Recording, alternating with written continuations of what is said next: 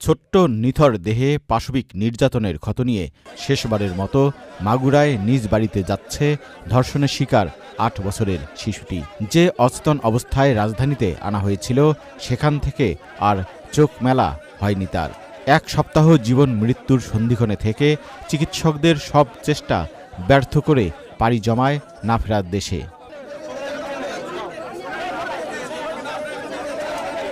সন্তানকে মুমূর্ষু অবস্থায় ঢাকায় নিয়ে এসেছিলেন মা। আপ্রাণ চেষ্টায়ও বাঁচাতে পারলেন না নারী ছেঁড়া ধনকে। এখন তার একটাই চাওয়া, দোষীদের সর্বোচ্চ শাস্তি। আমার অভিযোগ একটাই, ওর যখন ব্যালেটের কাটিছে, ফাঁসতে মারিছে, ওই রকমের উগারও আমি ফাঁসতে দেখতে চাই। এইটুকু আমার আবদার।